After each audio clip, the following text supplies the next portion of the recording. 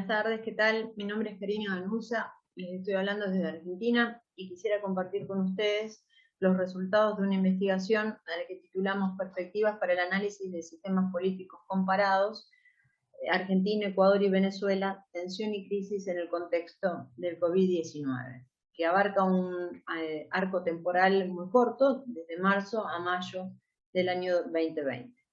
Antes de comenzar, quisiera agradecer al doctor Franklin Salas por la participación y la invitación a este Congreso de Humanidades que ha reunido a distintos profesionales y académicos como estudiantes de distintos países de América del Sur y, por qué no, de otros países también. Así que, bueno, para mí es un placer poder participar y volcar con ustedes este interés tan particular que comencé a tener desde el año pasado o a partir más bien de la declaración de la pandemia, que nos ha suscitado tantas dudas, tantos miedos, tantos temores y nos ha puesto, creo, o es lo que considero, ante nosotros mismos y ante nuestra vida y los problemas que hemos tenido o veníamos teniendo hasta ese momento.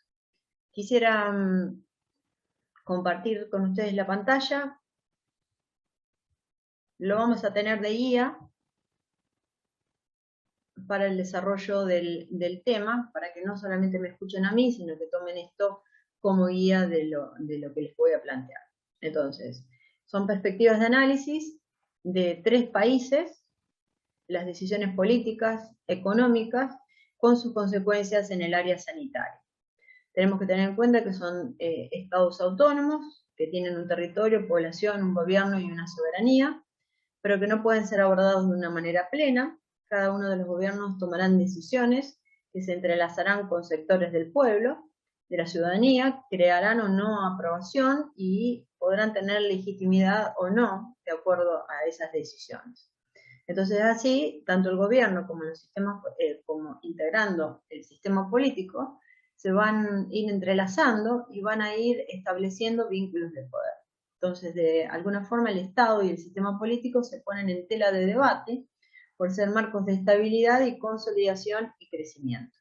En estos 3 países, como en otros países, pero bueno, acá nosotros analizamos Ecuador, Argentina y Venezuela.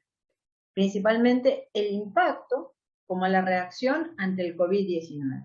Cada uno de estos gobiernos tienen particularidades, factores en común, situaciones en común y también tienen situaciones que son diferentes. Cada una de estas las vamos a mencionar a continuación.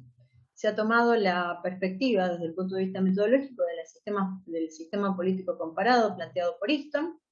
Se han planteado variables independientes. Para Ecuador, el sistema político de Moreno, Argentina, el gobierno de Fernández, Venezuela, el gobierno de Maduro. A cada uno de ellos se le han asignado indicadores. Para Ecuador se ha considerado un estado mínimo con una deconstrucción del orden heredado.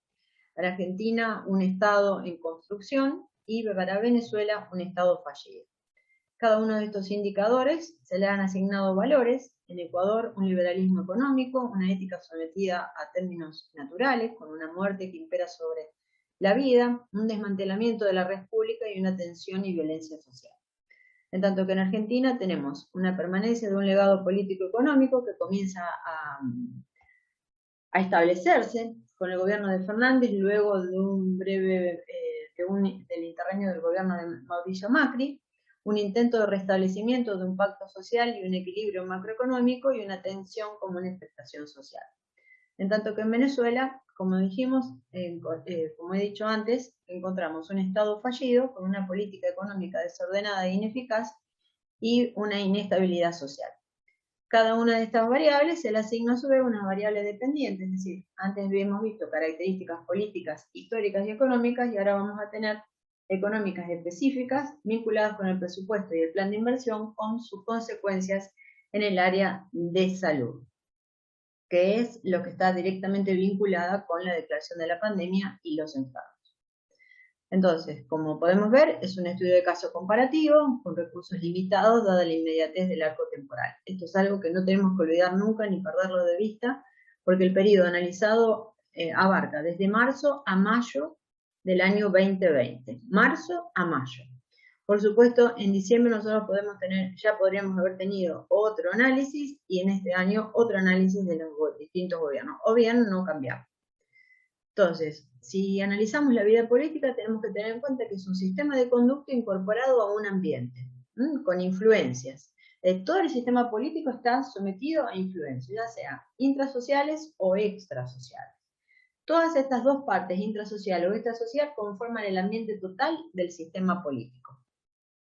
Nada más claro que la declaración de la pandemia y las decisiones, distintas decisiones nacionales de adoptar y de aplicar también las medidas casi igualitarias en cada uno de estos países.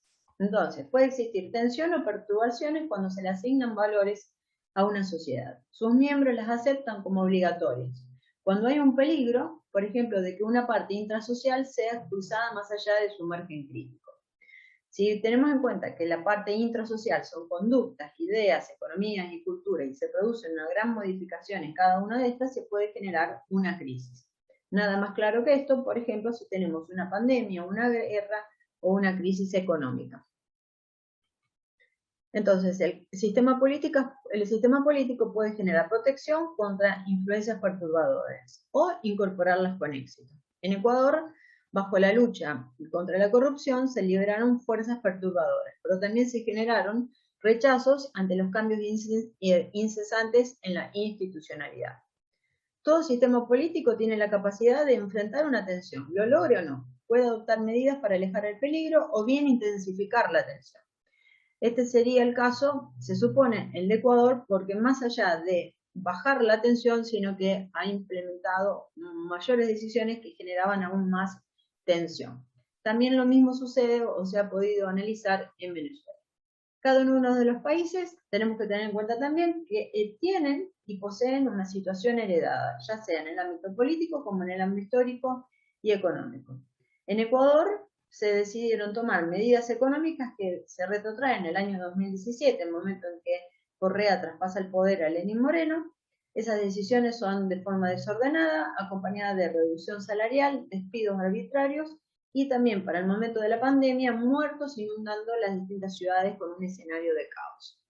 Por otro lado, Venezuela, también comparable a la situación de Ecuador, tenemos un estado de alarma, a la que se le agrega un factor ya de inestabilidad ya existente, como era la crisis política, económica, con dos presidentes, el presidente Maduro y uno autoproclamado como Guaidó, a lo que también se le puede agregar, lógicamente, el bloqueo americano a Venezuela y la congelación de todos los fondos que tienen depositados en otros bancos.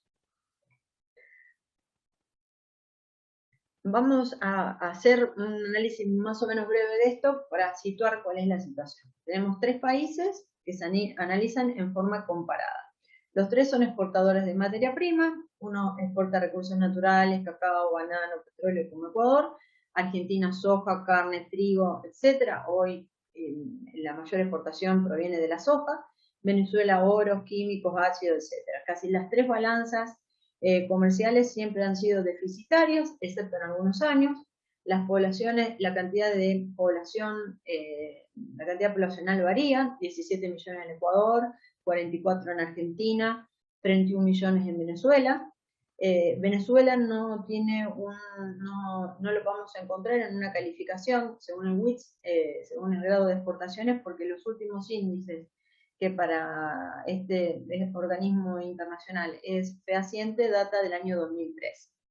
Tanto Ecuador como Argentina han tenido también periodos de inestabilidad, periodos de conflictividad creciente. En Ecuador, el momento más clave, según el reconocimiento de la misma Naciones Unidas, data del año 2007, donde se comienza a producir, en el marco de los gobiernos de Correa, un periodo de crecimiento, entendido como un proceso de cambios políticos y económicos que generaron repercusiones sociales, ambientales, salariales, educacionales, reducción de desigualdades y búsqueda de justicia social. En Argentina, por otro lado, lo que tenemos es un periodo de conflictividad y si bien tenemos gobiernos constitucionales, existe un índice inflacionario muy cambiante. Acá en este cuadro ustedes van a ver, por ejemplo, que el Instituto Nacional de Estadísticas y Censos de Argentina marcaba para el año 1976 un índice inflacionario del 444%, para el año 1980 100%, año 2016 gobierno de Macri 36,2%, año 2019 para mayo 57,3% de inflación. Hasta diciembre del año 2020 tenemos también un contexto de vaciamiento estatal y un ciclo neoliberal tardío según los términos utilizados por García e Iradi. En tanto que en Venezuela, también comparado con esta situación de inflación y digamos, si en Argentina tenemos una economía especificada con una dolarización del comercio exterior, es decir, utilizamos el dólar, se utiliza acá el dólar para toda actividad de compra y venta en el exterior, en Venezuela tenemos 4 tipos cambiarios. Tenemos una tasa oficial, una tasa SICAD, que es en donde el dólar equivale a 12 bolívares, la CIMADE, que equivale a 172 bolívares, el dólar negro, que equivale a 190 bolívares. Entonces de acá podemos darnos cuenta cuán difícil debe ser la obtención y la compra de dólares en este país. Casi inimaginable es el índice inflacionario. Para el Fondo Monetario Internacional dice que es del 10% en Venezuela, para el Banco Central de Venezuela dice que es del 3000%. Para el economista, con datos oficiales del año 2021, dice que ascendió a 9585%. Realmente creo que el adjetivo que más se aplica a esto es, sin hacer más trágico, digamos, lo que ya parece ser, es inimaginable poder pensar cuál es la situación o cómo es el ritmo de vida. Entonces, teniendo en cuenta esto, vemos en Ecuador un periodo de crecimiento según Naciones Unidas que le cede lugar a un gobierno que comienza a tener una política enmarcada con medidas neoliberales, reducción presupuestaria, reducción de salarios, reducción en todo el recorte presupuestario general. En Argentina pasamos de un gobierno de neoliberal tardío, como diría García, a un gobierno de un Estado protagónico, según las mismas palabras de Alberto Fernández, y siguiendo a Skocpol sería un Estado protagónico que intenta tener una organización macroeconómica. Y por otro lado, Venezuela, con un gobierno de Maduro desde el año 2013, y esta aparición de Juan Guaidó, que se autoproclama presidente.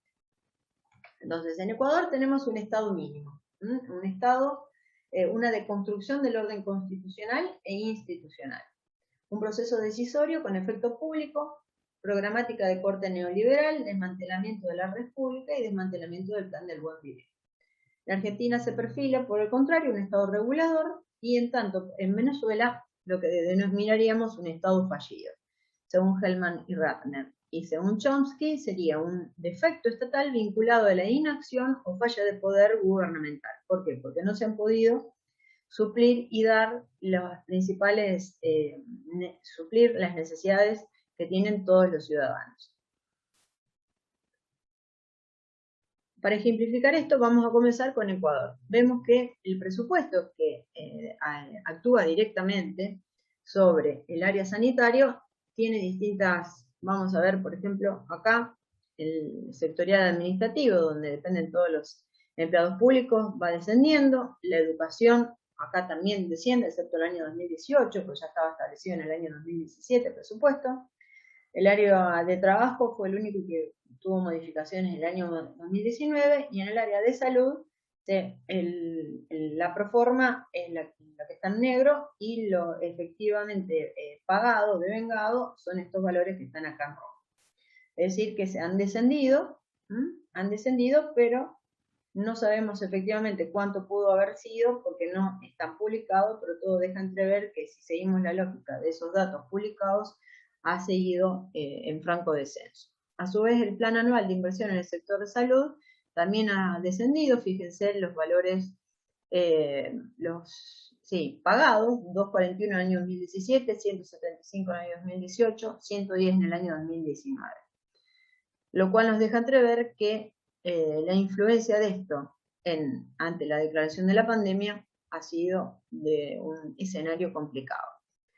También, si tenemos en cuenta el presupuesto general, con la deuda pública, vemos que está por el contrario aumentando, y por otro lado acá, a ver, esto es presupuesto general del Estado, deuda pública del Ministerio, empieza a disminuir, el año 2020 no sabemos, el recorte presupuestario en las universidades públicas se suspende a través de la intervención de la Corte Suprema. El Ministerio, el ministro Martínez dice que las universidades deben ser generadoras de ideas y no compradoras de ideas. Esto nos hace presuponer si quizá por eso no les envía el presupuesto tal cual se estableció o se reducen. Quizá la educación no haya sido tan importante para este gobierno. Y contrariamente a esto, llama al plan de su gobierno, Plan Prosperidad año 2018-2021. En teoría alega que la educación, la salud, la defensa y policía representan el 25,41% de la ejecución, pero sin embargo vemos que los aportes han sido menores. Contrariamente, la deuda externa va en franco aumento, ustedes lo pueden ver acá, ¿no es cierto? Fue aumentando hasta el año 2017, de 2017 a 2018 aumentó casi en 8 millones. Por otro lado, desde el periodo precedente a Moreno, tenemos un plan estratégico de formación de nuevos profesionales, según los organismos internacionales. Según la OMS, teníamos también 2.3 trabajadores para cada 1000, que serían suficientes para la atención primaria. Pero según el mismo organismo nacional, hay 29.374 médicos, doctores para cada 10.000 habitantes. Pero esto incluye a odontólogos y a psicólogos, con lo cual llegamos a la cuenta de que el número es menor. Y esto nos lleva y nos conduce a pensar que no tenemos la cantidad suficiente de médicos para atender una situación tan especial como la de una pandemia. Vamos a pasar directamente a los cuadros. Moreno lo que propone entonces es crear un acuerdo nacional con un descuento, es decir, intenta fomentar o formar un fondo de gobierno con descuentos que se le van a hacer a los empleados públicos que no van a ser devueltos y a las empresas que se las van a deducir del futuro pago de impuestos. A su vez se acompañó de una jornada horaria, de una reducción de jornada horaria, reducción salarial acumulada en meses, incumplimiento de pago del sector público y despido de docentes y de médicos. Entonces, el ministro Martínez dijo que el Plan Ecuador Solidario, contrariamente a lo realizado, ha expresado una intención de ayuda al más necesitado y una preservación del empleo y el tejido público. Un poco contradictorio, pero bueno, estas eran sus palabras. Después, si nos guiamos por, ustedes van a ver que yo he citado las distintas fuentes, igualmente acá en esta diapositiva ustedes las van a ver. Para realizar este cuadro tomé los distintos reportes, el 51, 56, 61, 66, 72, 78, 81 de la Organización Mundial de la Salud, que va a establecer la cantidad de números confirmados, el total de nuevos casos confirmados y el total de muertos.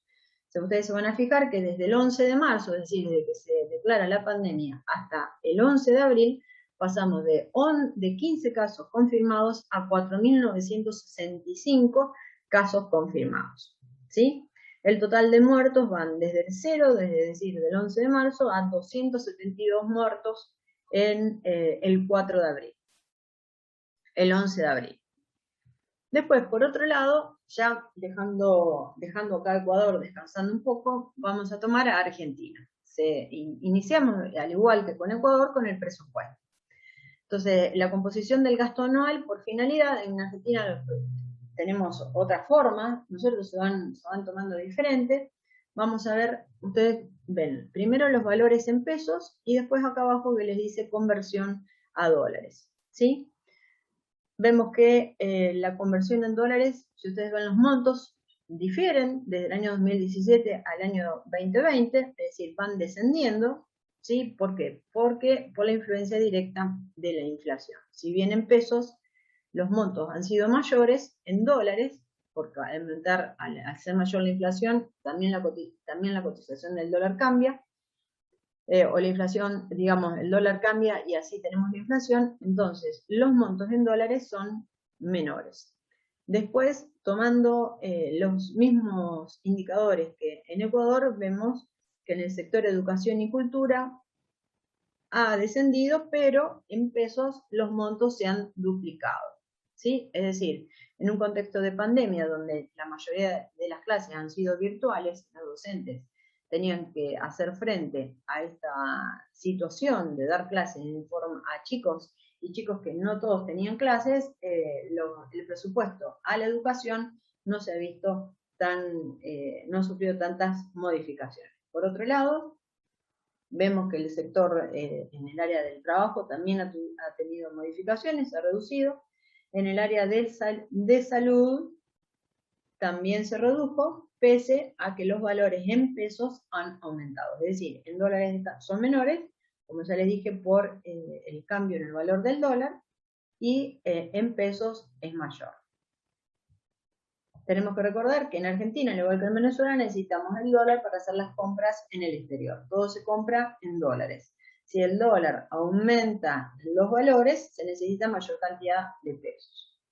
En Argentina tenemos, como en Ecuador, un sistema público y un sistema privado de salud. Pero el sistema privado en Argentina es mayor y tiene mayor oferta que en Ecuador.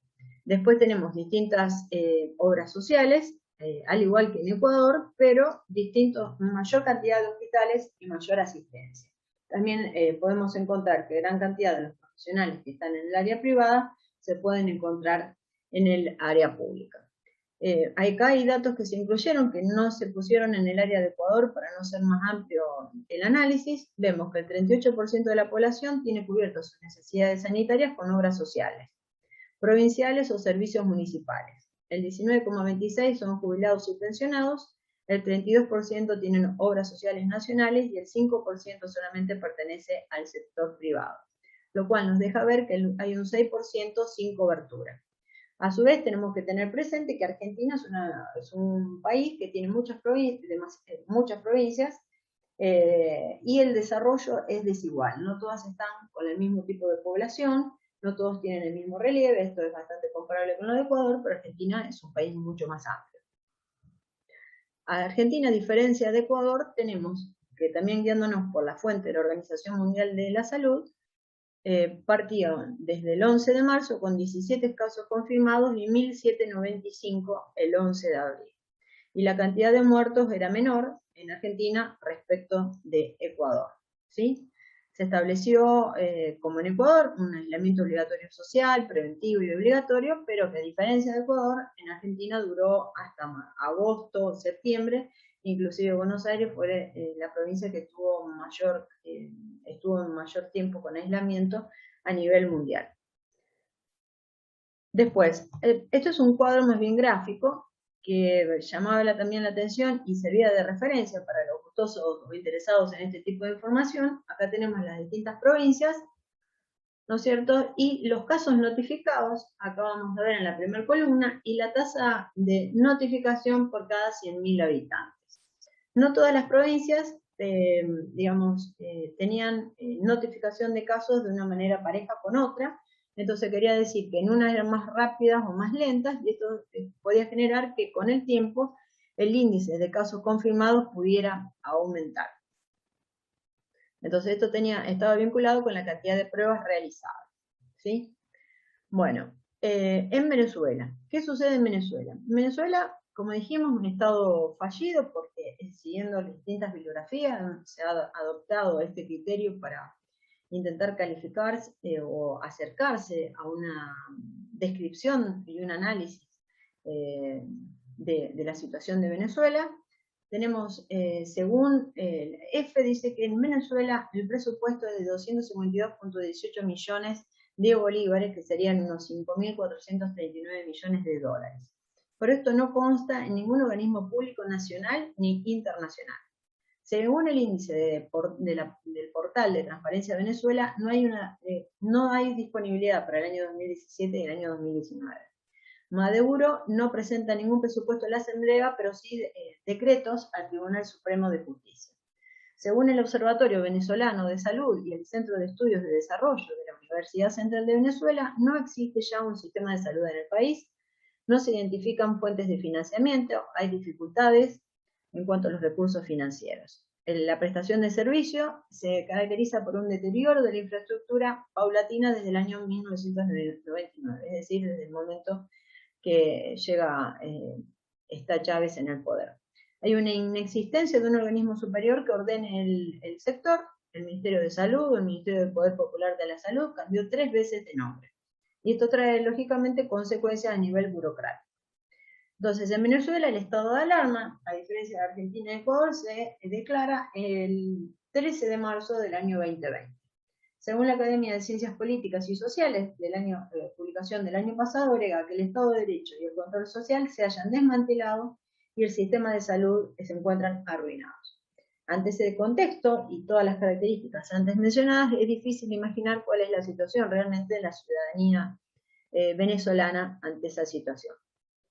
Hay un decreto que menciona el Colegio de Abogados y que tenemos que tener en cuenta a Carias y Romero del año pasado, que el decreto 4160, donde se mencionaba la inspección de personas, vehículos o establecimientos y la adopción de medidas para garantizar la desaparición del riesgo. Es decir, el Estado ha establecido este decreto con el cual se faculta a distintos órganos del poder de poder esta posibilidad de inspeccionar a las personas, vehículos o establecimientos y adoptar medidas para garantizar la desaparición del riesgo ante la enfermedad. Por otro lado, si tomamos en cuenta, al igual que en Argentina y en Ecuador, los datos provistos por la Organización Mundial de la Salud o la Organización Panamericana de la Salud, las dos, tenemos que para Venezuela la información es incompleta del sector sanitario. Y también, al igual que en Argentina, en Venezuela se suspenden pagos de cánones de arrendamiento, pagos de impuestos sobre la renta a las personas naturales, y los datos provistos parecen casi irrisorios. ¿Por qué? Porque del 11 de marzo parte de 0 casos según la OMS y para el 11 de abril 166 casos. Si ponemos en contexto estas 3 situaciones, vemos que Ecuador tenemos acá, Argentina, 4.900 en Ecuador, 1.795 en Argentina, 166 casos en Venezuela. Es un poco conflictivo, ¿no es cierto?, este análisis.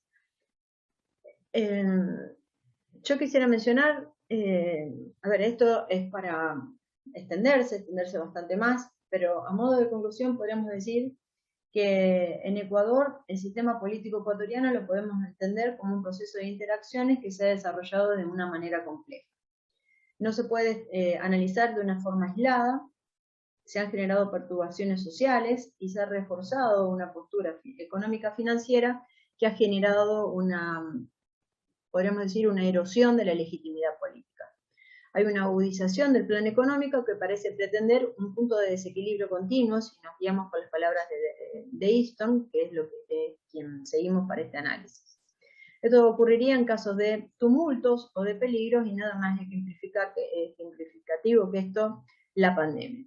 Entonces, tenemos un plan de inversión, presupuesto, transformaciones económicas que componen un ambiente intrasocial, y por otro lado el Fondo Monetario Internacional, organismos internacionales como el ambiente extrasocial.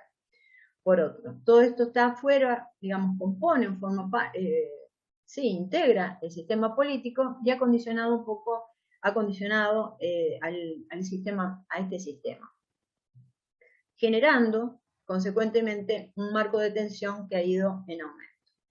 Moreno, según el análisis, hizo real esta premisa de que el mercado está más allá de la evaluación moral. En plena crisis sanitaria, con las cifras que hemos visto, ha disminuido los presupuestos, ha despedido médicos, no pagó salarios y acentuó el problema de este virus en el sector sanitario. Si a esto se le agrega entonces la respuesta gubernamental, fue un plan de severidad acompañado del aislamiento. El segundo caso, el de Argentina, se ha manifestado entonces del año 2020 un Estado con un rol protagónico, donde la vida parecía ser un ser esencial.